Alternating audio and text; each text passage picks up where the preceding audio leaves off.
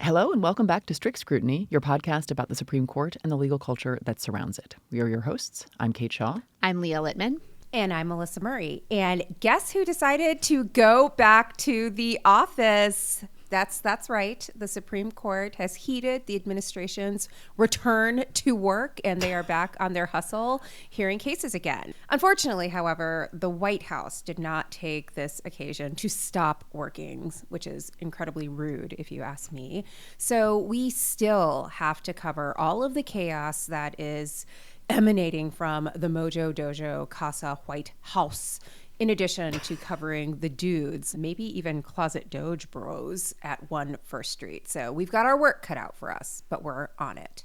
And here's the plan for today. We're going to start with the news as it relates to the Mojo Dojo Casa White House and the Mojo Dojo Doge Bros. That includes some recent disturbing efforts to move the administration's unhinged, wildly illegal executive order stripping birthright citizenship from off the wall to on the wall. We'll then preview cases that the court is going to hear this upcoming sitting, and we'll end with a court culture segment that will feature the original shit posters of the federal government, the Fifth Circuit. We'll also get into some other matters that lead us once again to ask, are the men's okay? Appellate advocacy edition. So stay tuned for that. First up, birthright citizenship.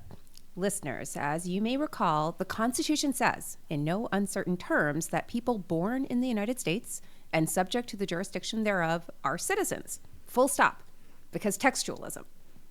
Well, some male law professors decided to ask the question, but what if the plain meaning of the words doesn't actually mean what it obviously means? Or at least, what if we said it didn't mean what it obviously means? Then Trump's birthright citizenship executive order might actually be constitutional after all. In a move that should now be familiar to our listeners, some male law professors cloaked this effort to rehabilitate Trump's illegal order in what else? Originalism. The gift that keeps on giving Republicans the power to do whatever they want to do. What a coincidence. And these male law professors insisted that if you disagree with them, that is, if you can read and take reading seriously, well, you just don't understand originalism or history. Well, we respectfully, scratch that, we just dissent. Not respectfully. And to help us with our not respectful dissenting, and also to bring some real historical chops to the discussion of the 14th Amendment and birthright citizenship, we are delighted to be joined by an actual historian, indeed, an award-winning historian, who has written a book about the run-up to the Civil War that was a finalist for the Pulitzer Prize. She was previously a guest on this show where she talked about that book, which is titled Until Justice Be Done. And as we hinted at earlier, some members of the Legal Academy seem to be having some trouble both reading the text of the 14th Amendment and understanding what the history shows. So we decided that a return visit from Kate Masur would be the perfect antidote. Welcome back to the show, Professor of History with a courtesy appointment in reading, Kate Masur. It's good to be here. Thank you for having me. So the reason why we're talking about the birthright citizenship executive order is because the New York Times made the choice to platform an op-ed by two originalist law professors, Elon Werman from Minnesota and Randy Barnett from Georgetown, who argued that maybe the president has a point on birthright citizenship and maybe what he's doing isn't wildly illegal after all. To support this wildly atextual position that is contradicted by governing case law and just about every other source of constitutional authority, the author said the following. Lincoln's Attorney General wrote in 1862 that, quote, the Constitution uses the word citizen only to express the political quality of the individual in his relations to the nation, to declare that he is a member of the body politic and bound to it by the reciprocal obligation of allegiance on the one side and protection on the other. Then they added, the Lincoln administration and Congress held this allegiance for protection view under which individuals agree to be bound by the laws in exchange for the government's protection. And, as they go on to explain, while non-citizens can swear allegiance and make some social compact under which they get rights, that might not be true for the children of those who lack legal status in the United States, because people who violated the laws of this country, for example, by coming here unlawfully, did not actually pledge obedience to those laws. So QED, the Birthright Citizenship Executive Order, or at least the parts of it dealing with the children of those individuals who are not lawfully present in the United States, might just be fine and totally copacetic. Okay, so Kate, thank you for bearing with that very long wind-up. Where to start? Why is this argument so wrong? It's hard to know where to start, and so I'll just sort of plunge in somewhere, and then we can... That's what they did, just plunged in somewhere. You know, one thing that's noticeable about this op-ed is it actually says very little about American history, and it advances a theory of allegiance for protection. The central sort of contour or fact of being a citizen is that you pledge allegiance to this country in exchange for protection by this country. And they go all the way back to, early modern England and other places to sort of talk about that. But what they really don't actually talk about, besides what you just mentioned, which I'll get to in a second, Lincoln's Attorney General, they don't talk about the passage of the 14th Amendment in 1866. They don't have anything to say about what people at the time of the 14th Amendment thought they were doing with this part of the 14th Amendment. And that's kind of weird, in my opinion, because I thought that what the project of originalism was about was talking about what was going on at the time that a particular part of the Constitution was passed. No, but not this part. No, right, no, exactly. some parts, but well, yeah. and also not these originalists, because one thing I've learned is that originalists will always say, well, no, that's not the kind of originalism we do. We do a different kind of originalism. Yeah. So, So let's first just say for the record that birthright citizenship in this country did not begin with the 14th Amendment. There's a common law tradition of birthright citizenship that is part of the original Constitution in the kind of line that the President of the United States must be a natural born citizen. And so that's where the original Constitution sort of alludes to the idea that being born in this country constitutes being a citizen of the country.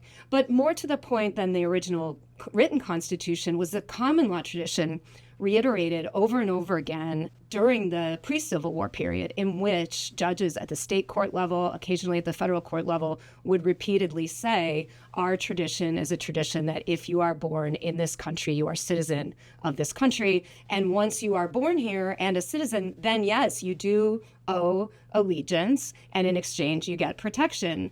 And so it's really what the 14th Amendment does, and I think it's really important to bring this out, is that the 14th Amendment puts into writing something that people had believed was part of the Constitution of the United States from the beginning. The part that, gets interesting in the antebellum period really is the status of free African Americans, right? So what ends up happening is across the period before the Civil War, there begins to be, some people want to create a carve out, which is, well, everyone who's born here is entitled to citizenship except for free Black people.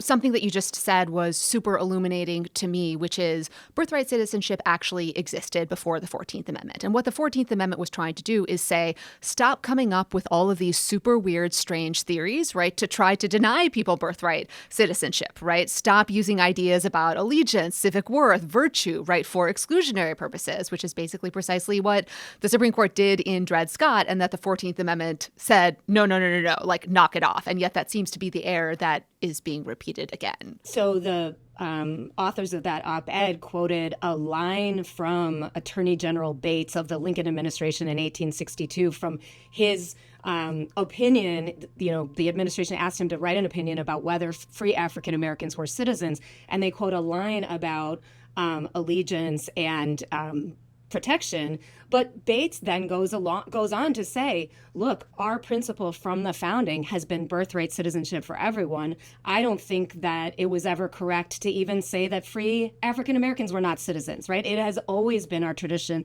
and there shouldn't be carve-outs for free Black people. And then, as we might talk about, when Congress, the Republican-dominated Congress, discusses how to frame out both the Civil Rights Act of 1866 and the 14th Amendment, people bring up this question of carve-outs again. Well, are you saying that the children of Chinese immigrants are going to be citizens because of this? And what do the Republicans say? They say, yes. We really mean it. So, we're not carving out exceptions here, except for, a couple of tiny ones, which we can get into if you want. Well, you want to just mention those, maybe to dispose of them quickly. So kids of diplomats, right, are sort of the paradigmatic example. People who are physically present in the United States but remain subject to and are here in order to represent, right, another sovereign. And so that is one carve-out that has been. Another one is children of an occupying army. So that goes back again to English common law. If, there's an occupying army and the the members of that army give birth to a child, they do not have birthright citizenship. Again, they're not subject to the jurisdiction of this country. They're subject to the jurisdiction of the country that they're occupying on behalf of. Well, and they're representing that sovereign and trying to extend that other sovereign's rule, right? So, yeah. And then the final one, which is specifically in the U.S. context, is that Native Americans who are exercising sovereignty of their own are not birthright citizens. And that, at the time, is a recognition that they are citizens, essentially, of their own nations. And so that carve-out is actually a recognition of Native sovereignty, and it's really important to think about it that way, because at the time in the 1860s there was significant U.S. government recognition of Native sovereignty and not a desire to coercively absorb the people who lived on those Native nations into U.S. citizenship, because they didn't actually want to be. They wanted to be citizens of their own nation. So there are a lot of blind spots in this argument, a major one being history, like the entire history of the 14th Amendment, maybe even the original Constitution and the antebellum period. But there's just another blind spot that I wanted to call your attention to. So the Trump executive order essentially denies birthright citizenship to the children born in the United States to undocumented parents, as well as to the children born in the United States of parents who are foreign nationals, but who are in the United States lawfully and temporarily, i.e. children born in the U.S. to foreign nationals who might be here on a student visa. So, we can call this the Kamala Harris / Usha Vance clause if you want to. But the male law professors who wrote this op-ed never really address the implications of that provision of the executive order for their broader argument about this whole question of protection and allegiance, right? They note that the EO's exclusion of children born to mothers who are lawful but temporary residents is a, quote, more complicated question not addressed here in the op-ed. But is it actually that complicated, Kate? If their argument is that eligibility for birthright citizenship turns on whether your parents are in this country lawfully, then the provision of the executive order that would exclude those children born to those on temporary visas has to be invalid too. Or am I missing something? And if I understand the question, I think it gives them too much credit. I mean, it gets into the weeds a little bit because, Well, I definitely don't want to do that. The one thing that's noteworthy about the article is that it actually doesn't at all take up the question of children born in this country. So it's all about kind of adults and this kind of consensual relationship of you offer allegiance, you get protection in return. There's actually nothing in the article about the question, which is a real question throughout history, which is why, the British common law tradition developed in this way of, okay, so how, what's the status of children? Obviously, infants, newborns, they cannot consent to anything. And the question is, what is their status? This is even in that Bates opinion. He literally says, citizenship it never descends through blood. It descends through land, through where you are born in our tradition. And so these people in the 1860s who supported these measures, they did not believe that the status of the parents was relevant to the citizenship status of the children. It shouldn't matter if you're here on a student visa or if you're here and you're an undocumented person. It shouldn't matter if you haven't pledged your allegiance, if the parents haven't pledged some form of allegiance to this country. None of that should matter, because what this is all about is the question of people who are born here. So that's what and if you really read the article, it does not address that question. And so maybe to turn to another, I think, fundamental flaw or hole in the argument is the op-ed's total failure to address Congress, right? So we're talking about history, we're talking about the 14th Amendment, but it's also the fact that in addition to the early civil rights statutes that you alluded to, Kate, Congress enacted a citizenship statute in 1940 that tracks the language of the 14th Amendment Citizenship Clause. The op-ed does not mention that, doesn't mention that, there was a reenactment and recodification in 1952, and that, the Congress, under those statutes, has long treated U.S.-born children as citizens, even if their parents entered unlawfully. It's done things like issue passports for those children. And so it just seems to me that the complete failure to address how Congress has understood the status of individuals born under these circumstances is just an enormous, glaring hole. Maybe we can do a quick lightning round rundown of some other key points just to debunk this and make sure it stays Just to off kill the it with wall. fire? Well, Just to kill it with fire, Leah? because Okay. again, we don't want to draw attention to this and suggest there is a debate over it. On the other hand, like, we do want to make sure people understand just how outlandish this is. This theory, if you can even call it that, like, would defeat the purposes of the 14th Amendment, right? Just on several levels. Like, under their theory, children of enslaved persons would not be considered citizens because people who were enslaved were brought to the country against their will. They did not come in amity or consent to its laws.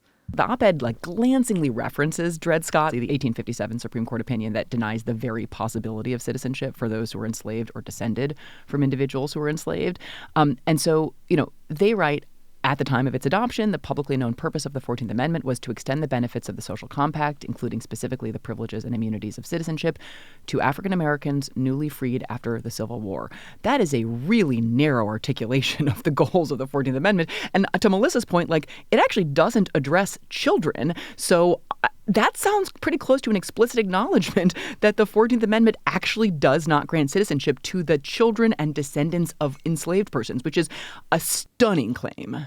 It also seems to import logic predicated on the divine right of kings, maybe not surprising, but does suggest what unites various batshit legal theories underlying much of what we've seen in recent weeks, truly originalist hotboxing at its finest. And on Friday, after we recorded, Judge Ho, the good one, decided to tie all of these episode threads together. More seriously, he appointed Paul Clement to argue against the Department of Justice's motion to dismiss the Ames case. I'm personally looking forward to the overhated rhetoric Clement is inevitably going to throw DOJ's way. If I could add one thing, it's also that I think and this maybe just goes to thinking about this historically, that sometimes in people's efforts, whether in good faith or not, to emphasize that the 14th Amendment and the other Reconstruction Amendments were passed with addressing the history of slavery and emancipation in mind, which is true, that there's sort of an implication that thinking about immigrants came later and that, then they had to figure out later what were the implications of this for immigration. But that's not, in fact, the case.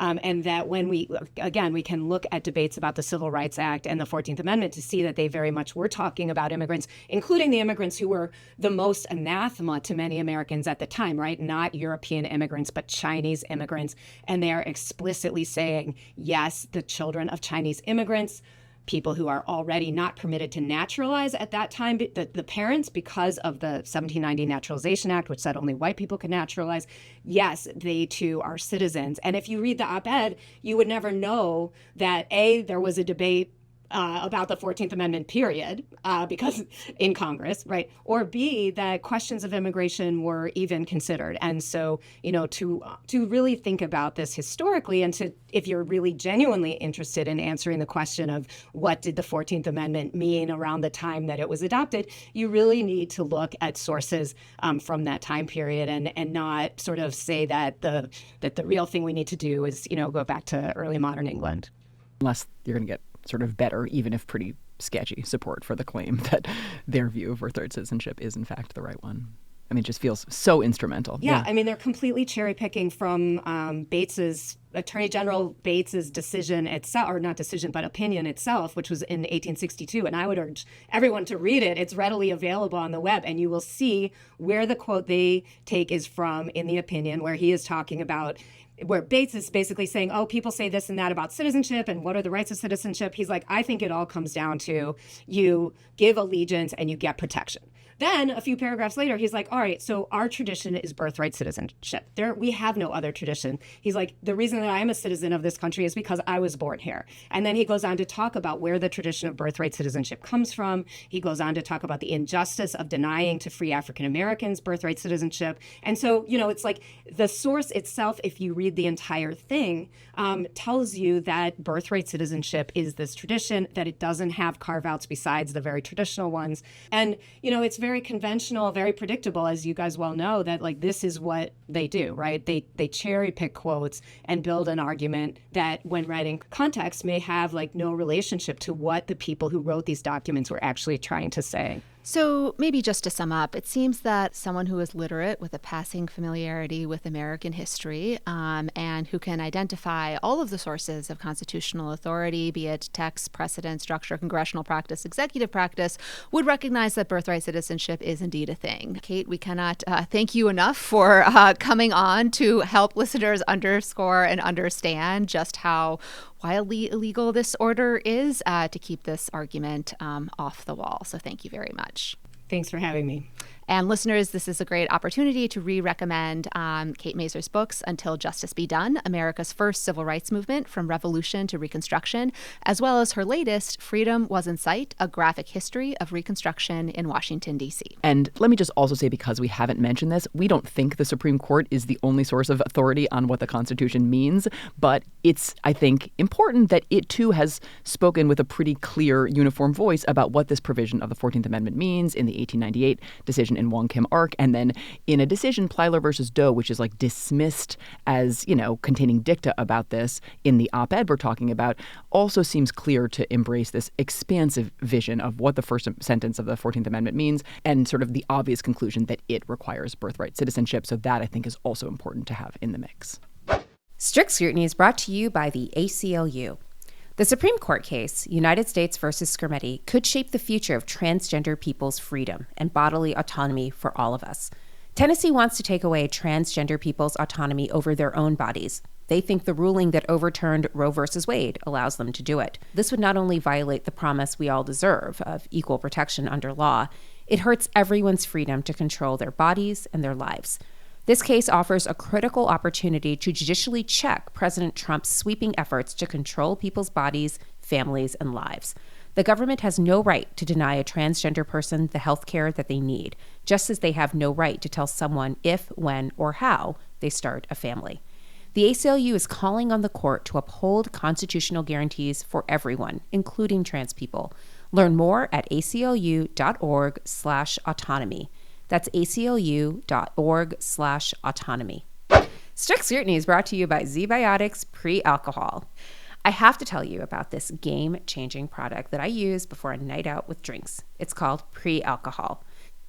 ZBiotics Pre-Alcohol Probiotic Drink is the world's first genetically engineered probiotic. It was invented by PhD scientists to tackle rough mornings after a night of drinking. Here's how it works. When you drink, alcohol gets converted into a toxic byproduct in your gut. It's this byproduct, not dehydration, that's to blame if you have a rough next day. Pre-alcohol produces an enzyme that breaks down that byproduct. Just remember to make pre-alcohol your first drink of the night and to drink responsibly thereafter, and you'll wake up feeling your best the next day. Every time I have pre-alcohol before drinks, I notice a difference the next day. I'm not sluggish. I'm not tired. I'm not slow. I'm actually able to do all of the things that I would ordinarily do on any other day. I can tape this podcast. I can write and do my work. It's actually fantastic. So you don't have to sacrifice having fun, going out with friends, enjoying a drink or two, because you're worried that the next day is going to be absolutely hellacious. With pre-alcohol, you can make sure your next day is not a mess like what we're seeing all the time now because of the DOGE bros. Look, I'm not going to lie.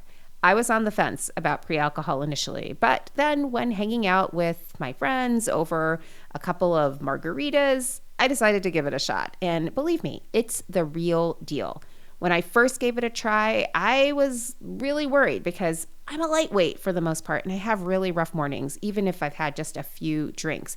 But with pre-alcohol, all of that is a thing of the past. I wake up and I feel great, and I'm ready to get on with my day. And so I love that about it. With pre-alcohol, I can stay on track and not let winter travel and celebrations like Valentine's Day or Not My President's Day, the big game, Mardi Gras, whatever, throw me off my game. So go to zbiotics.com/strict to learn more and to get 15% off your first order when you use strict at checkout. ZBiotics is backed with a 100% money-back guarantee, so if you're unsatisfied for any reason, they'll refund your money. No questions asked. Remember to head to zbiotics.com/strict and use the code STRICT at checkout for 15% off. Okay, so shifting to our next segment, more news, aka things are still bad and maybe getting worse. So When we were last with you at Fordham Law School, where we had an amazing time podcasting the 2025 Levine Lecture, Main Justice / DOGE 2.0 was in the process of trying to find somebody, literally any warm body, to do their bidding and move to dismiss the criminal charges against New York City Mayor Eric Adams. Listeners may recall that the DOJ's letter indicated that DOJ was dismissing the charges in part to facilitate Adams' cooperation with federal immigration enforcement, aka a little quid pro quo non-prosecution. DOJ received a few more hell no's in that search for a warm body. They should be used to it. It's their whole dating history in a nutshell. As Samantha Jones once said of Richard Nixon on Sex and the City, nobody wanted to fuck him, so he fucked everybody. So when we recorded at Fordham, acting U.S. Attorney for the Southern District of New York, Danielle Sassoon, had resigned rather than comply with DOJ's directives. Two career officials at DOJ also refused to go gently. And AUSA Hagen Scotton joined their ranks with a scathing and pointed letter. We would read all of this letter, but these guys are breaking more than the DOJ, so we don't have time, but I commend the letter to you in full. I will note only this particular sentence. Quote, if no lawyer within earshot of the president is willing to give him that advice, the advice, of course, being that our laws and traditions do not allow using the prosecutorial power to influence other citizens, much less elected officials in this way, quote, then I expect you will eventually find someone who is enough of a fool or enough of a coward to file your motion. But it was never going to be me, end quote. Basically, Hagen Scotton said, I am not the one or the two. Continue on, sir. It was like a reverse Burger keeping on Sex and the City. Like, it's not me, it's you, Dagbag. I really appreciated the energy. But inquiring minds might want to know, did DOJ find someone else to do it? Well, in the DOJ, as on Tinder, no, not really. So the Dagbag himself, Emile Beauvais, appeared on DOJ's filing of the motion to dismiss. The other line prosecutors at the Southern District who had been involved in the case withdrew. Two other lawyers' names did appear in the case and on the motion. To say that Beauvais had made some determinations and ordered them to seek dismissal is a pretty weird document. And getting other lawyers to even do that seems like it was a fight. So Harry Littman said on Blue Sky that he heard reports that DOJ signaled to its public integrity section that one of them had to sign on or they might all be fired. The New York Times reporting and Reuters also seem consistent with that. That is the truly Stalinist moves of this administration. I also liked the online discourse pointing out that these people can't even do like prisoner's dilemma, right? Which is that if you separate people to try to get somebody to agree to do it, maybe they, sort of work at odds. But if you put them together, it's going to be harder to turn them against each other. So in terms of the kind of most recent developments, there ultimately did emerge somebody willing to at least sign the documents. But at the status hearing that Judge Dale Ho in the Southern District of New York held on Wednesday, Beauvais was at the table, which was very unusual for a dag bag, or just a regular dag. Also present at the table was Chad Mizell, who is the chief of staff to Attorney General Pamela Jo Bondi. Mizell actually argued the motion, which was very unusual, and because all roads lead back to Article 3 and frequently to Clarence Thomas, we should note that Chad Mizell is the husband of Judge Catherine Mizell, a Trump appointee, former Thomas clerk, whose name may sound familiar because she is the district court judge who invalidated the mask mandate on federal transportation hubs back in April of 2021, when all of a sudden everybody just started coughing on each other on airplanes. Some people ripped their masks off in midair and, had Catherine Mizell to thank for that. Freedom isn't free, Kate. Indeed. They just want us to die on planes in many different ways. That's true. And we had no idea just how many different ways there were to do that. Exactly. She walked so RFK could run, ladies. We should talk a little bit about mandates. So the Trump administration issued an executive order threatening to withdraw federal funding from schools that have vaccine mandates. The EO directs the Secretary of Education and the Secretary of HHS to begin implementing it and withholding these funds from any school that has a COVID vax mandate. And just want to say here that this likely violates the spending clause and possibly the First Amendment by conditioning schools' participation in a federal spending program that is unrelated to COVID-19 on the schools expressing a particular view about COVID and the vaccine. Plus, the executive branch doesn't just get to add conditions to funds that Congress has appropriated. So it's problematic on a number of different fronts and likely will be challenged on those particular fronts. And piling on, the administration has also threatened to withdraw federal funds from schools that have race-conscious scholarships, cultural centers, and graduation ceremonies. So this would seem to call into question some affinity group programming like the Black Law Students Association, the Latino Law Students Associations, various other law school and other higher ed affinity groups, and also interfere with cultural spaces for underrepresented students. The Education Department's view that any actions to, quote, increase racial diversity amount to race discrimination. So that tees up the question, do efforts to ensure the presence of racial minorities on campus, or maybe just the actual presence, not even the efforts, the presence of racial minorities on campus, now amount to racial discrimination? And just to be clear, this is an insane overreading of the Students for Fair Admissions case, like even just taking the law piece of this, like not even the kind of underlying diabolical goals, but to suggest that, as the letter says, quote, although SFFA addressed admissions decisions, the Supreme Court's holding applies more broadly. That's not obviously true. And schools, I think, do not just have to capitulate to this wild overreading, but that is obviously what the administration is trying to have them do. I wonder if the point of this Dear Colleague letter is simply to make higher education so inhospitable to minorities that we will just give up on school entirely and go back to picking cotton or watching their children for free. Is that the point? Separate question. If during the Super Bowl halftime show we had heeded those Twitter calls for more white people in the Kendrick Lamar lineup, would that also be racial discrimination? Inquiring or just minds fairness? Want to know.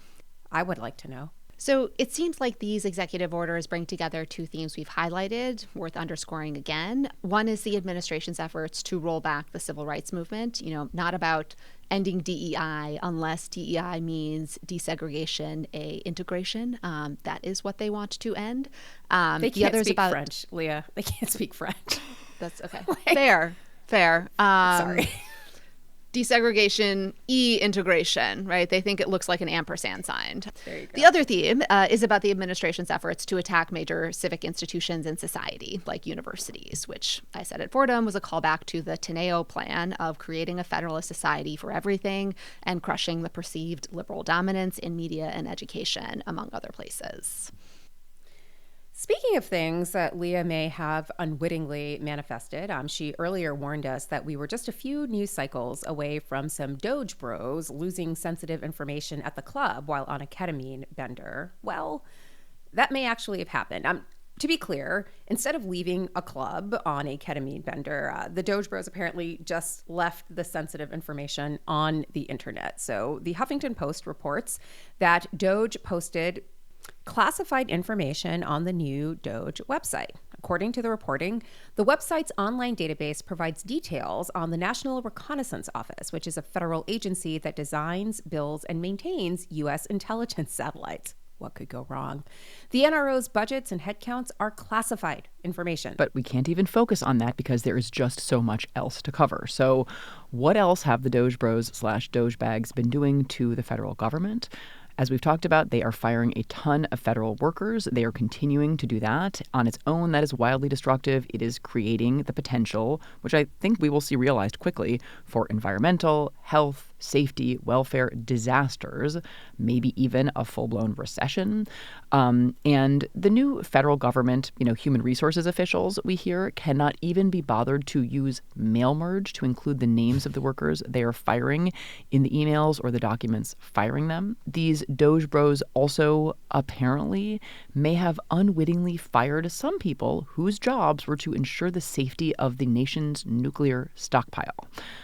After firing those people, DOGE decided maybe having people safeguard nuclear weapons and nuclear energy was a good thing after all. It's possible they just accidentally fired those people, didn't even realize who they were or what they did when they did because, I hasten to say, the press called everyone's attention to it, just so important that investigative journalists are doing this work, they sort of went oopsies and tried to reach out to rehire these fired workers, only, of course, they hadn't bothered to get contact information before firing them, so they were struggling to get in touch with them. And the same thing appears to have happened with them accidentally firing and then seeking to unfire some of the team at the Department of Agriculture working on bird flu response. Excellent news all around. Things are going great. I'd love it if they would try to rehire some of those air traffic controllers.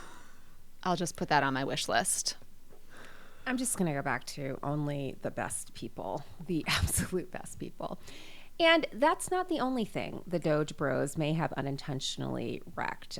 Apparently, the Occupational Safety and Health Administration, OSHA, ordered the destruction of 18 publications on workplace safety as part of the administration's efforts to terminate any activities associated with diversity, equity, inclusion, and accessibility. The wonderful Substack Public Information obtained copies of these documents and reported that, quote, almost all of them are not associated with DEIA topics, but appear to have been targeted because they include a DEIA-related keyword used in a completely different context, end quote. So one manual that was destroyed, for example, was OSHA Best Practices for Protecting EMS Responders During Treatment and Transport of Victims of Hazardous Substances Release. On page 94 of that manual, there is a reference to, quote, the diversity of state-specific certification training and regulatory requirements, as well as another reference to, quote, diverse conditions under which EMS responders could work, end quote. That's all it was, just some references to these terms, diversity and diverse. Has nothing to do with diversity or inclusion or equity or anything else. Guys, don't get so trigger happy. It's not that hard. Just keep reading. Helpful clarification. Maybe that will guide them moving forward. So dubious. We should also take stock of other agencies or institutions of government that may have fallen in Kate's terms or framing from our Fordham Law Show. So one potential victim is the Internal Revenue Service. So the DOGE team sought and maybe obtained, it's hard to know or confirm these days, access to the IRS system with taxpayers' records, which has private financial data tied to Americans like tax returns, social security numbers, addresses, and banking details. Also, maybe the Social Security Administration. So the acting commissioner of the Social Security Administration, a Trump-appointed official, left the job after clashing with DOGE over DOGE's efforts to get access to Social Security records. That, of course, is the administration that manages pension payments for more than 70 million American seniors, as well as a bunch of their personal data. And maybe the rest of the federal government is a problem as well. In a bizarre executive order entitled Ensuring Lawful Governance and Implementing the President's Department of Government Efficiency Deregulatory Initiative, the president directed that agency heads shall, quote, in coordination with their DOGE team leads and director of the Office of Management and Budget, initiate a process to review all regulations, end quote. I mean, big balls taking the place of the entirety of OIRA is really just, that's the world we're living in right now. And I want out, guys. But don't worry. It is not just about giving all of the power to big balls and making the world safe for deregulation. Let's talk a little bit about what Elon Musk has been up to, because he is not content to be made co-president of the federal government and to exercise not only all of, at least half of, but really maybe all of the executive power, and also the legislative, and maybe soon the judicial power. Elon Musk has now cast his gaze beyond the federal government and to some states, and specifically the state of Wisconsin. So as we have talked about, there is a huge race underway for an open seat on the Wisconsin Supreme Court that will determine whether that court remains a 4-3 progressive or liberal majority or flips back to a 4-3 conservative court. An entity called Building America's Future, which is an Elon Musk-backed group, has just bought $1.5 million worth of airtime on Wisconsin's 5 markets to support the conservative candidate for that open seat, Brad Schimmel, who is running against Judge Susan Crawford. This race is huge for a number of reasons. You may remember that the Wisconsin Supreme Court in 2020 was the only court to really entertain one of Donald Trump's lawsuits seeking to overturn the results of the presidential election. The court, by a single vote, refused to throw out votes in Milwaukee and essentially hand Wisconsin's electoral votes to Donald Trump. So those are the stakes. Control of the court will also affect abortion access in the state. It'll affect whether the state legislature can reinstate gerrymandered maps, which the progressive majority had invalidated under the state constitution as to state legislative maps. It could also affect political power at the federal level. If conservatives flip the court back, they're definitely going to keep the state's gerrymandered maps for Congress. That basically gives Republicans 2 seats in the House of Representatives for free, no matter how many voters in Wisconsin want something different. By contrast, a decision that struck down those maps might make the seats more competitive, ensuring that the Wisconsin congressional delegation reflects how Wisconsinites actually vote. Anyway, so those are the stakes. Susan Crawford really would be a justice in the tradition of Jill Karofsky, Becky Dallett, Janet Protasiewicz, and would retain that liberal majority on the court. Musk is backing Schimmel, who I think would fundamentally change that institution. And I think it's really scary that he is beginning to get his tentacles into places, not just in the federal government, but in the states as well. It seems really important to push back against that. Switching gears, many of the administration's policies are also being challenged in the lower federal courts, and that includes the administration's attempt to ban transgender individuals from serving in the military. The hearing on that order, I'll just say, did not seem to go well for the government. The case is being heard before Judge Ana Reyes, a Biden appointee to the District of Columbia, and oh boy, Judge Reyes gathered the administration's whipping boy/lawyer. At multiple points, Judge Reyes attempted to get the DOJ to make a few concessions, not necessarily about the validity of the entire executive order, but, for example, she asked the lawyer representing the administration, quote, "Can we agree that the greatest fighting force is not going to be impacted in any way by less than 1% of the soldiers using a different pronoun?" End quote. To which the DOJ lawyer/whipping boy had this to say, quote, "I can't agree with that here," end quote. In another remarkable exchange, Judge Reyes asked whether calling an entire category of people dishonest, dishonorable, undisciplined, immodest, and lacking integrity, all of whom have signed up to fight for their country, expresses animus. Here, too, the Department of Justice lawyer resisted when asked, "How is that anything other than showing animus?" The lawyer said, "I don't have an answer for you." Judge Reyes then, and this is the real chef's kiss moment, announced to the lawyer who had gone to UVA law that the judge had a new policy that prohibited UVA graduates from arguing in her courtroom because they're all liars and lack integrity and can't possibly meet the high rigors of being a government lawyer. She then asked the government lawyer to sit down on that basis, called him back up and said, "Well, was that animus?" Dang, girl, he is already dead.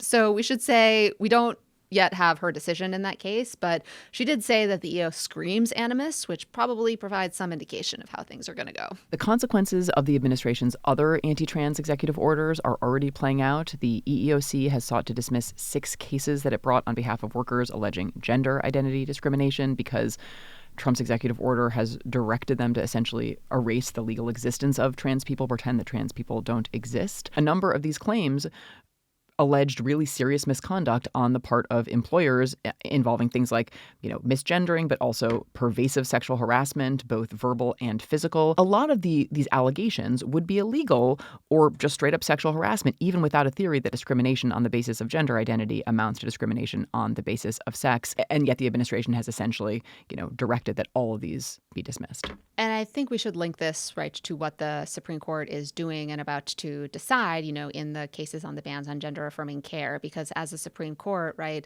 plays footsie with the idea that maybe it's not unconstitutional discrimination or animus, right, to target trans people, like that's probably going to embolden the administration. All right. To be clear, the lower courts are not enjoining everything. And again, we predicted that there are going to be some things that got through. And in the last episode, Kate mentioned an appointments clause challenge that had been brought by a private plaintiff. That case argued that because Elon Musk was exercising so much governmental power, the Constitution required him to be appointed in one of the ways that was spelled out in the appointments clause, which requires an act of Congress. A group of states filed a similar challenge, and Judge Tanya Chutkan denied the state's request for a temporary restraining order that would stop Musk from doing whatever it is he is doing.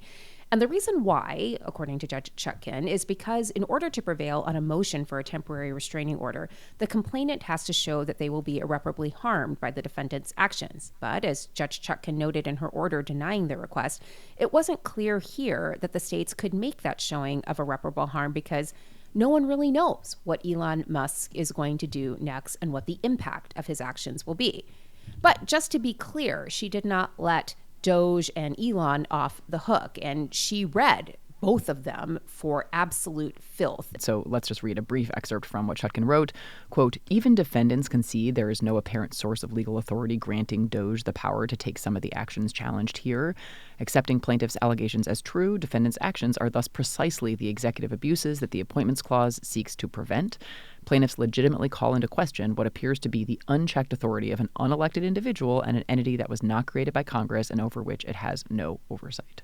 So some of these policies, cases, matters may be getting to the Supreme Court soon. One is actually already there, but in a somewhat unique posture. So its resolution might not provide us the best window into how this court is going to respond generally to the administration's lawlessness. So the federal government has an emergency application that is seeking relief from a temporary restraining order that had temporarily blocked Trump from firing the head of the Office of Special Counsel, an independent agency charged with protecting federal employees and in particular whistleblowers. So historically, that agency head has been considered independent from the sitting president.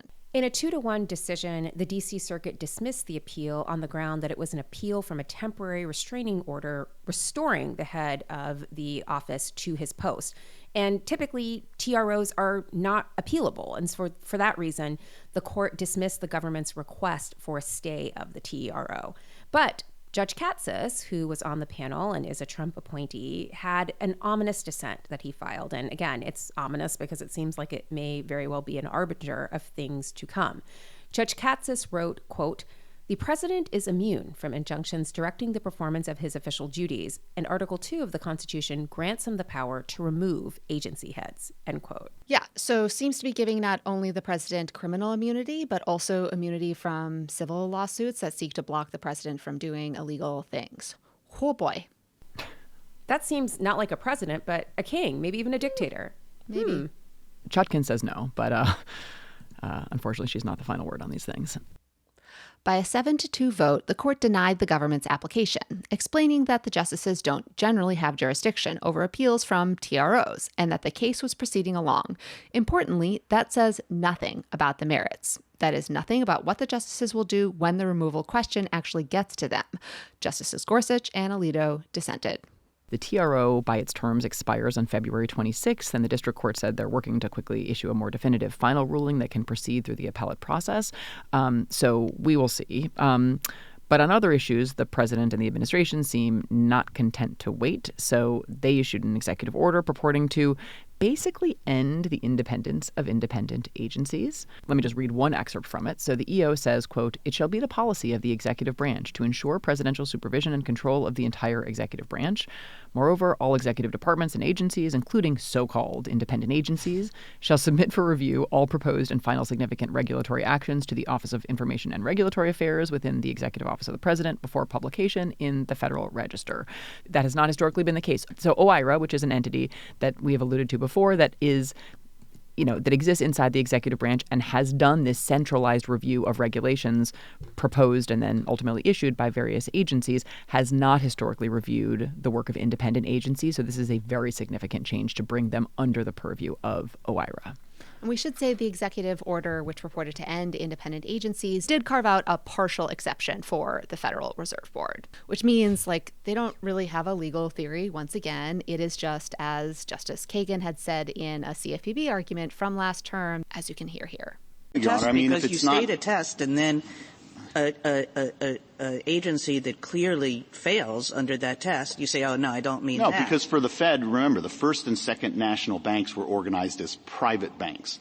To this day, the presidents of the private regional reserve banks sit on the Federal Open Markets Committee. And it's also why I think that if this court were ever to take the step of overturning Humphrey's executor, it likely wouldn't impact the for-cause removal restrictions on the board itself. And I think it does reflect that historical tradition in the Fed of it not really exercising governmental power. Yeah, it's just too important and whatever. I mean, the FDIC, the OCC, they also fail your test. So the executive order also added that the president and the attorney general, subject to the president's supervision and control, shall provide authoritative interpretations of law for the executive branch. What the order does is really quite significant, and it seems to continue to assert an impoundment authority. It says, quote, adjustments to apportionments may prohibit independent regulatory agencies from expending appropriations so long as consistent with the law, end quote. So just that pause here. My Sorry. guys, making adjustments to congressional spending appropriations to independent agencies is not consistent with the law. Like, these two things cannot both be true. Like, Congress also could do some of what the executive order purports to do, like modifying the structure of these agencies, but it has not. They don't have the votes to do so. But that doesn't mean the president can just bypass Congress like this. Not how this works. I can almost hear the echoes of Neil Gorsuch saying what he said in one of his first dissents. It's called legislation. Right. This show is sponsored by BetterHelp. We often hear about the red flags that we should avoid. But what if we focus more on looking for green flags in friends and partners? If you're not sure what they look like, therapy can help you identify those green flags. You can actively practice looking for green flags in your relationships, and you can even embody that green flag energy yourself.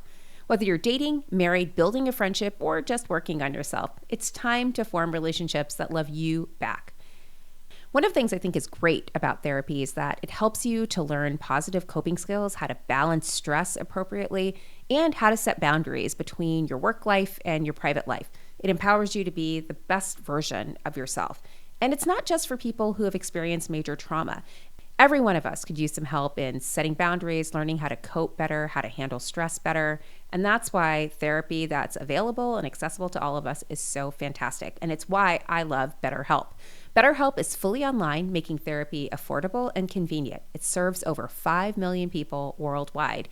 You can access a diverse network of more than 30,000 credentialed therapists with a wide range of specialties. And you can easily switch therapists anytime at no extra cost.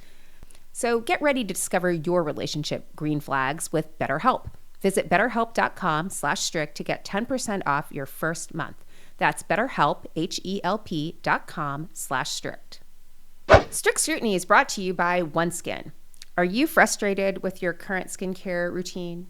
For years, products have promised to fix lines, wrinkles, and crepey skin, but they rarely deliver lasting results. That's where today's sponsor, OneSkin, changes everything. In honor of National Women Inventors Month, we're highlighting OneSkin's founding team of female scientists who have developed a whole new approach to skincare, starting at the cellular level. Their proprietary OS1 peptide is the first peptide scientifically proven to reverse skin aging by switching off the dysfunctional senescent cells that cause lines, wrinkles, and crepey skin. You can try OS1 in all of OneSkin's topical supplements, from their flagship facial moisturizer, which I love, and their award-winning eye cream, to sunscreens that protect the skin from UV damage and cellular aging. It's all fantastic. Your skin is your body's largest organ and the one most linked to the visible signs of aging.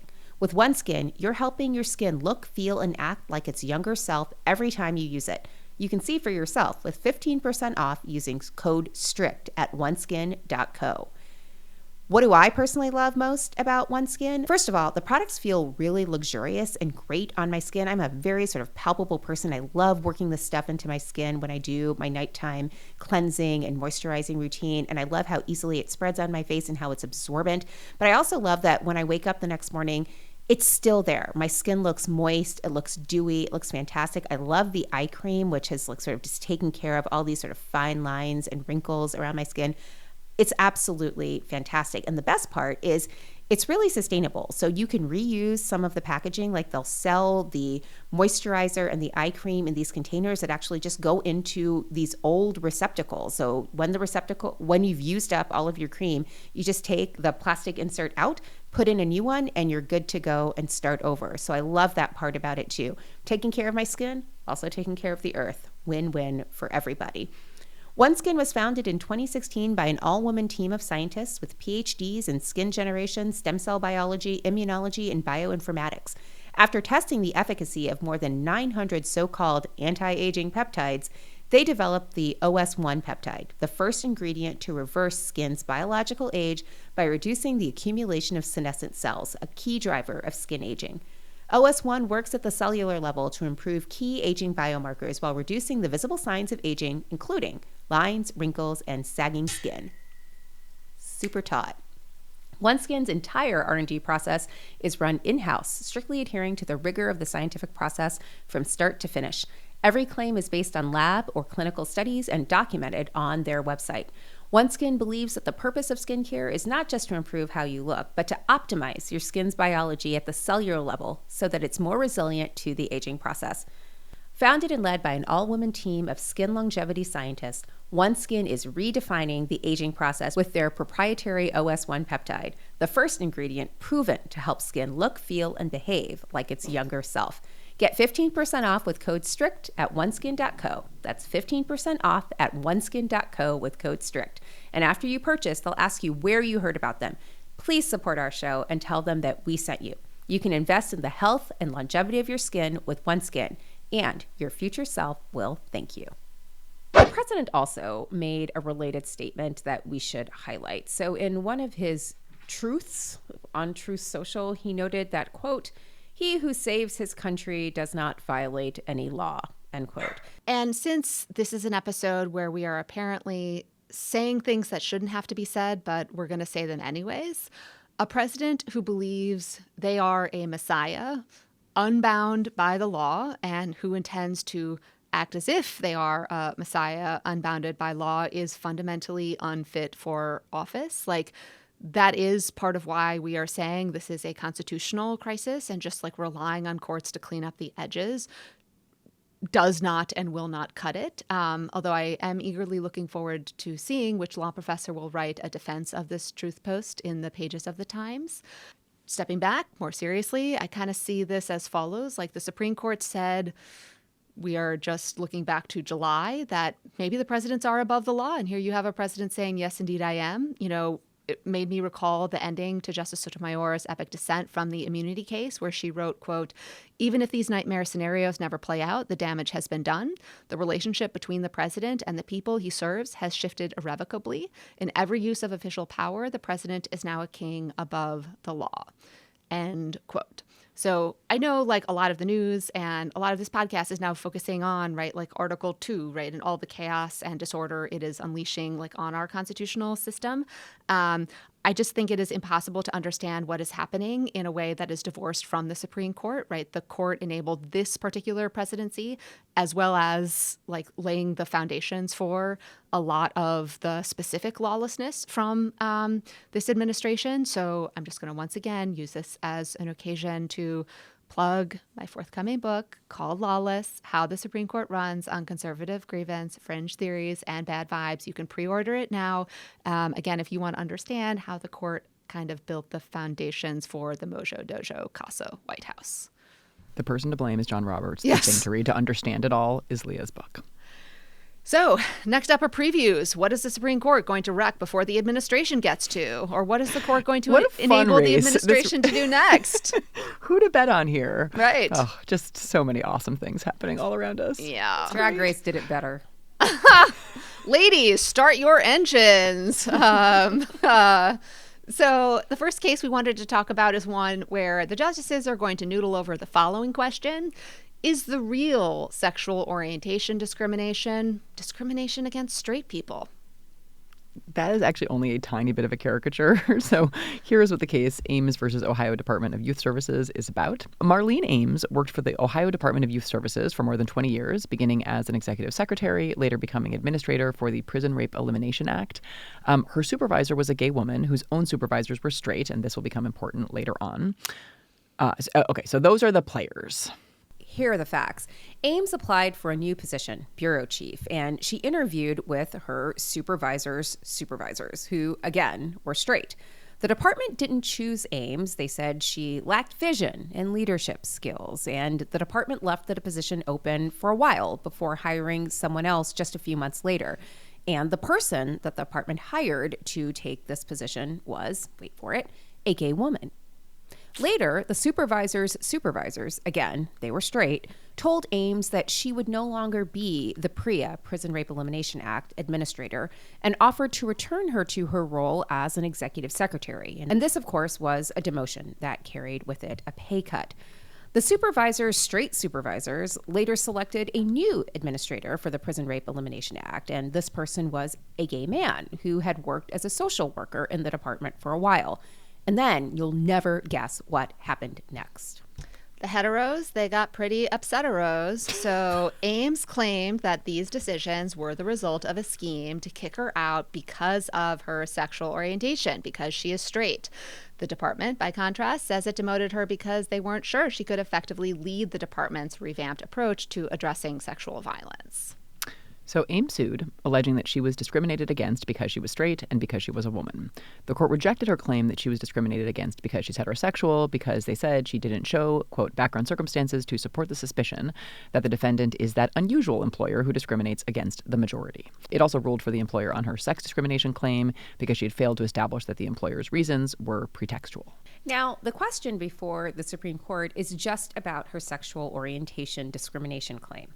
It is whether, when someone is alleging that they are being discriminated against for being in a majority group, here being straight, and a group where there is precisely no history of discrimination against them, does the complainant have to provide some evidence, some reason to think that their case is the very atypical, unusual, aberrational case where someone is being discriminated against because they are straight? Courts ask for that evidence because they recognize that sexual orientation discrimination against heterosexuals is pretty unusual. Except in the mind of Sam Alito. This, too, is a key theme of the second chapter of my book anyway. So this particular case, Ames, has to be understood against the backdrop of the Trump campaign and now the Trump administration's demolition of DEIA programs and other efforts to resegregate the workforce. So drumming up these kinds of reverse discrimination claims is one of the ways conservative groups and now the Trump administration deter, right, institutions, employers from trying to achieve diversity, to break down barriers and address longstanding biases, network effects, and the compounded impact of discrimination. You know, look no further than the fact that the petitioner in this case is supported by America First Legal Foundation, Stephen Miller's organization, and other ideological allies. You know, like, this case will help the administration's anti-DEI, anti-desegregation and integration push, right? It's just like another iron in the fire and another like carrot or stick, right, in that fight. Can I make another connection? I know that this has nothing to do with same-sex marriage, but one of the claims in cases like Masterpiece Cake Shop and 303 Creative versus Elenis is this idea that the recognition of a right to marry a person of the same sex results in an opportunity for individuals who hold contrary views, traditional views about heterosexual marriage, are going to be discriminated against themselves. And so this all kind of comes together. So, you know, even if you non-discrimination, totally the real discrimination. Exactly. I mean, so like, again, this is all of a piece, and the fates of the anti-DEIA crowd and the anti-same-sex marriage crowd are very clearly linked. In any event, we wanted to note two important amicus briefs that we understand to be, I guess, efforts to limit the fallout that this case could cause, given the nature of this court and the people who are likely to write on these questions. So one is a brief by anti-discrimination scholars Katie Iyer, Sandra Sperino, and Deborah Wittes. And it is a brief in support of neither party. And it basically says, listen, sure, if someone is actually discriminated against because they're straight, that is sexual orientation discrimination. And they add, courts shouldn't be adding requirements to the statutes that aren't already there. But at the end of the day, they explain, when courts are deciding whether to grant summary judgment, basically judgment before trial after some evidence has been gathered, to an employer, the question is whether a reasonable jury could conclude that there was sexual orientation discrimination here. And at least I read the implication to be that that's not going to be true in many cases like this one. And indeed, on Ames's sex discrimination claim, the court entered judgment for her employer because it concluded that the employer's reasons for not hiring her and for putting other people in those positions were not pretextual. So the other one we wanted to mention is a brief filed by the federal government / Solicitor General, but before the change in the guard. So the real Solicitor General / our Solicitor General / the person we actually honored on President's Day this week, Elizabeth Prelogar. So she filed that before she left the office. And the brief kind of takes a similar tack to the anti-discrimination scholars brief that Melissa was just talking about. It urges the court to send the case back to the Court of Appeals and to tell the lower court not to apply a stringent or heightened rule requiring plaintiffs to show particular background circumstances in order to make out a discrimination against a majority claim. But it notes the federal government has long suggested that there's got to be some evidence, right, some reason to think that there was discrimination against this person because she was straight.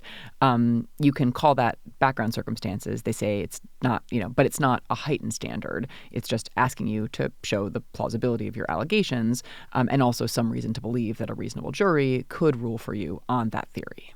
So again, I kind of take these briefs to be an effort to blunt the effect of a ruling for a petitioner trying to get an opinion that says, sure, hypothetically, if someone is discriminated against because they're straight, they have a legal claim. But if all you've got is, I'm straight, I have a gay supervisor, and they promoted a gay person instead of me while explaining I'm not suited for the job, that probably isn't going to cut it. So preserving courts' ability to reject these claims and not send them all to trial. But one risk of a case like this is that it can actually spook employers from hiring or promoting members of a minority group because it makes it easier for individuals from a majority group to allege discrimination. And in this environment, it just has to be said, we already know that there are institutions who are being scared away from DEIA, and this is just further grist for that particular mill. So again, whatever the court decides, there's already going to be some fallout here. So the court is hearing a few additional cases this week. We're just going to briefly note Gutierrez versus Saenz.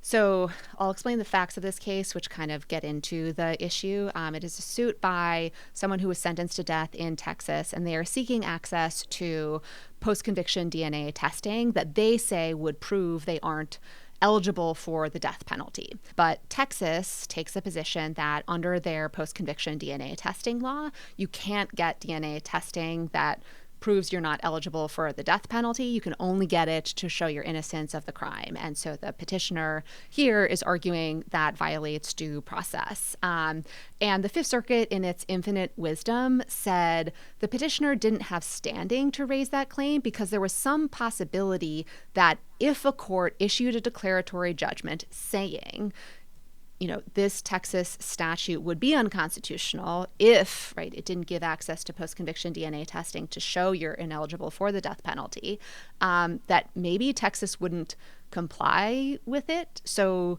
the petitioner's injury wouldn't be redressable by a favorable decision. Not a great time to suggest, defendants might not comply with court rulings and therefore courts shouldn't rule on the merits of the claim. But the Fifth Circuit's reasoning is just all kinds of strange. It rests on kind of an overly aggressive misreading of a Texas Court of Criminal Appeals decision that suggested, even if he could get access to this DNA testing, the error would be harmless or, he would still get the death penalty. But that's not the same as like a favorable judicial decision eliminating the basis on which Texas is refusing him access to this evidence. So it's an important case, even though the issue is framed kind of wonkily. But we're definitely going to be watching it to see whether the Supreme Court, flirts with the idea that maybe defendants can, suggest they won't comply with court orders, and that could lead courts not to hear their claims. All right. The court is also going to hear two additional cases, and we'll briefly note them. The first is Asteras versus United States, which is about what sentencing factors courts can consider when revoking supervised release. And the second is Pertu versus Richards, which is about whether litigants are entitled to a jury trial on matters that relate both to the merits of their claim and to whether they satisfied the Prison Litigation Reform Act's gauntlet of procedural limitations on filing suit. So that's what we're going to hear at the court. We will cover those oral arguments in more detail in the next episode. But now, on to some court culture. And guess what, folks? Like the Trump administration, which keeps coming back no matter what you do, the Fifth Circuit keeps coming back. That's right. The Fifth Circuit is still very much alive. We have spent a lot of time on this podcast covering the shit posters in Article 2 since January 20th. But we had to come out of retirement because the OG shit posters of the federal government, the Fifth Circuit, are back on their hustle. So yes, the Fifth Circuit recently struck down a ban on 18-year-olds purchasing firearms on the view that the challenged law violated the Second Amendment. The challenged law prohibited federal firearms licensees from selling handguns to individuals who were between the ages of 18 to 20 years old. And in invalidating the statute, the Fifth Circuit predictably relied heavily on the fact that the 1792 Militia Act required 18 to 20-year-olds to serve in the militia. QED, guns are Better okay. than relying on the statute of Northampton, that's all I'll say. An improvement. Is it, though? So We don't even have the to court, which- drink with the Militia Act. We did have to drink for the Statute of Northampton. That's true. Good callback. So, but the court, of course, takes history extremely seriously. So it acknowledged that 22 jurisdictions, including 19 states, the District of Columbia, and 2 municipalities, passed laws between 1856 and 1897 that limited the Second Amendment rights of 18 to 20-year-olds in some way. It says that 2 of those laws are not relevant, but does seem to concede that the others, like 20 such laws, are relevant. So you would think on their own method, this might matter, might establish there's a tradition of regulating firearms in this particular way. But who's going to get a little history more recent than the Statute of Northampton get in the way of a good time? Basically, the Fifth Circuit said, guns for Doge bros, for big balls. If they're old enough to run the federal government into the ground, they're definitely old enough to buy firearms. Am Maybe I not right? to get into a strip club to leave the flash drive there, though. Right, So yeah. I'm not sure. They might still be We'll have to barred. leave it It's at a a Chuck E. website. Cheese. It was have a to leave it at a website. Chuck E. Cheese. There was no ketamine involved. Let's be really clear about what happened. So we try to be extra fair to the Fifth Circuit. So we did want to note a moment of en banc sanity in that court. The court voted 16-1 against one Judge Jim Ho, who is auditioning for a Supreme Court seat so hard he might break the stage or the federal courts. So the court noted that in the en banc poll, which is a poll about whether the full court, that is every judge on the Fifth Circuit, should hear a case rather than or after than a panel of 3 judges has done so. In that en banc poll, quote, 1 judge voted in favor of rehearing, Judge Ho, and 16 judges voted against, end quote. Womp womp. And some of the Fifth Circuit judges had some choice words for the other Judge Ho. And as we've said on this podcast before, even a stop clock is right twice a day. So Stanford stormtrooper Stuart Kyle Duncan had this to say, quote, even though the losing side chose not to seek en banc rehearing, one judge called for an en banc poll. The poll failed 16-1. That should surprise no one because there was no plausible reason to rehear this case, end quote. When you've lost Judge Duncan. I know. Wow. So the case involved a challenge to federal protections for trans individuals. The plaintiffs suggested that if they did not provide care for trans people, they might lose out on funding. A panel concluded that the physicians lacked standing because the United States readily affirmed, judicially admitted, and confirmed at oral argument that the guidance exposed the plaintiffs to no credible threat of investigation or losing federal funds based on their described medical practices. Also, since the case was filed, Trump issued an executive order that forswore using federal civil rights laws to protect transgender individuals when it declared that the executive branch would only recognize, quote, 2 sexes, male and female.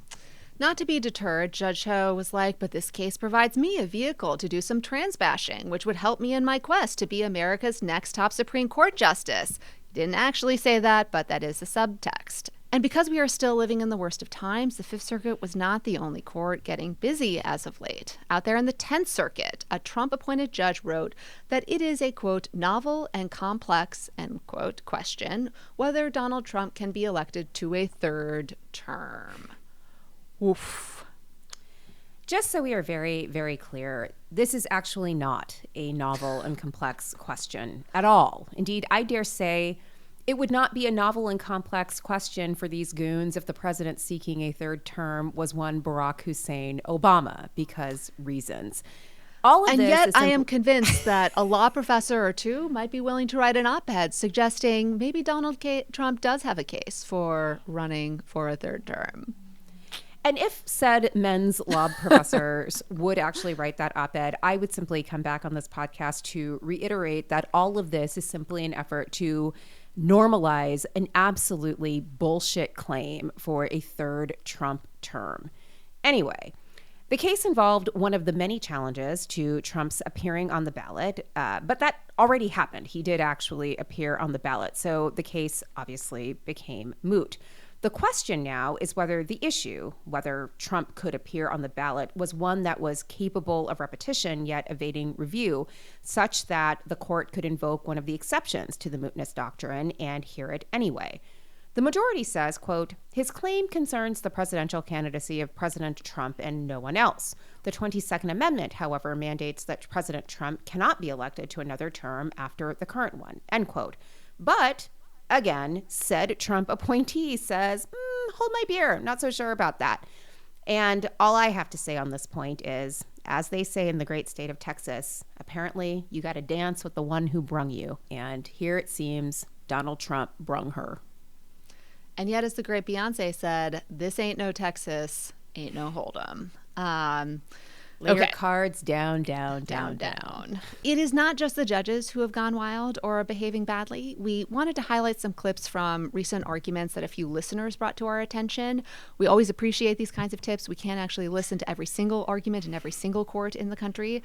So the first clip comes from a case in the federal circuit. The court has specialized jurisdiction over a variety of intellectual property matters. And in this case, several judges wanted to express their concern to an advocate about the rhetoric in the advocate's brief.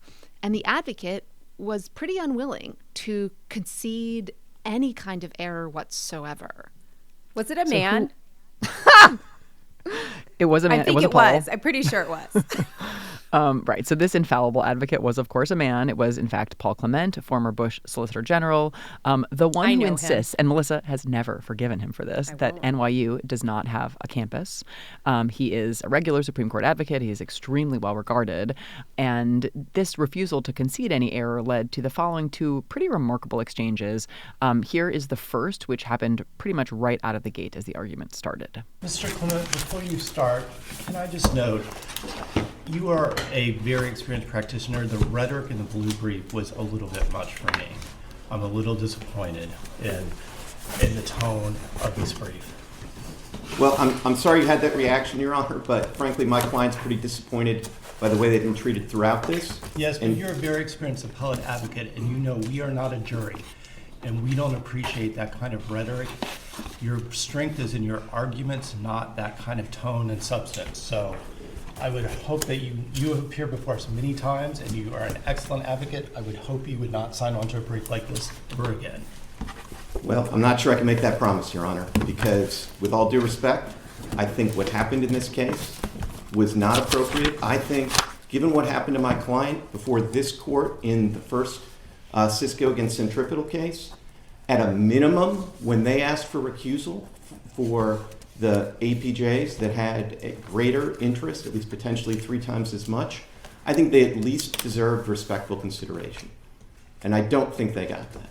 But we can disagree about the rhetoric in the brief. But I don't think we can disagree that there was a double standard applied here that is highly problematic. I'm going to let you get on with your argument, but I can't leave my colleague hanging out there. The rhetoric in the brief was something about which we all unanimously agreed in advance. Judge Hughes just agreed to be the one to make mention of it. It's not meant to derail your argument, and it's not meant to take away from the strength of your argument.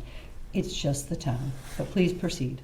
I will, and I will try to proceed in measured tones. But I have to say, as somebody who has seen a lot of government proceedings, I do think the way these proceedings went and the way that my client was treated was highly inappropriate. And here's the second clip, which is from the end of the argument. Again, unwilling to concede any ground here. Why would she say this has no impact on existing or past cases? Why would she say that? Why would she have that? If you're telling me that in her executive order, or whatever it's called, director's order, that she decided, yeah, this is wrong. This is wrong. What's wrong in light of this case? Why wouldn't she have done something about this case? So, with respect, I think that she didn't do something about this case because my client was singled out for unfavorable treatment, which explains why we're making this claim. I think it explains and frankly justifies the rhetoric in the brief, but we obviously disagree about that. But I think my client has been singled out and treated horribly, unfairly in this case, and makes it a class of 1 case. I know that, I'm supposed to be a zealous advocate for my clients. And if the rules of this court don't allow that, I think that's frankly a problem. Now, Counsel, I think you can be a zealous advocate without using extended rhetoric. I don't think that those two things have to rise and fall together by any means. Well, you'll have to tell me what rhetoric really offended you, because I think this brief was an excellent brief and consistent with the briefs that I've filed in every regional circuit in the Supreme Court of the United States. I don't know. And I've seen quite a few of your briefs. I've never seen one written like this. So there you have it. But anyway, well, in not every case does my client get treated this shabbily by the federal government. I don't think that this is being fruitful any longer. Do you have anything further? Thank you, counsel. This case is taken under submission. As the Supreme Court said, we're fallible because we're final, except not. Except not. Also, you're not final. But anyways, whoa. This is not the only, entry into the Are the Men's Okay Appellate Advocacy Edition. So there was also a moment in a Sixth Circuit antitrust case, Academy of Allergy Asthma versus Amerigroup Tennessee. And this was a different advocate, right? Alas, no. Still a man? Still a man. Still a Paul? The man, Paul Clement. So here too, Paul Clement's rhetoric got a little heated. And one of the judges on the panel intervened to kind of ask gently, like, are you insulting me? So we'll play that here. The way I'm thinking about the case in the for what it's worth category is I'm with you on the 5 factors. Like if that's the way we think about it, I think you win. If it's an Illinois brick problem, I think it's really hard. That's how I see it. But it's not an Illinois brick problem at all. This is, with all due respect, this is the simplest antitrust standing case ever. It's a joint boycott. Judge, yeah. No, I mean, obviously you'll issue an opinion. You'll tell me differently. But there is just when you are the target of a joint boycott. I'm asking you to focus on the things that I think are what's hard. Once again, we are compelled to ask: are the men's okay? It seems like we have come back to the beginning of the episode. I mean, they should be okay. They're getting everything they want. Like, we're going to have to show 3 forms of ID to vote now, and all of them have to match our can't get married and change your name. Ladies. Just pause there. I mean, that's never going to pass the Senate, but still, the fact that it passed the House was fucking crazy. Well, even if it doesn't pass Congress, apparently the president can just do it, right? Since he possesses not only the executive power, but also the legislative power. And it would be good for protecting the women to not allow them to vote, to expose them to the harshness of the ballot box. Yeah. See, we're 90 days out from that, guys. Stop manifesting this, Melissa. You all manifested some real dark shit earlier, so. Well, that's a warning to you. Okay. Before we close, a little light housekeeping, as it were. As Black History Month comes to a close, Vote Save America is continuing its commitment to progress by supporting Black-led organizations and candidates of color through our anxiety relief program. One candidate is Kimberly Pope Adams, who is running for a Virginia State House seat this year, a critical opportunity to expand the Democrats' slim 1-vote majority in that House. Your recurring donation in any amount helps build progressive power for 2025 and beyond. You can make an impact at votesaveamerica.com/donate. Paid for by Vote Save America, votesaveamerica.com, not authorized by any candidate or candidates committee.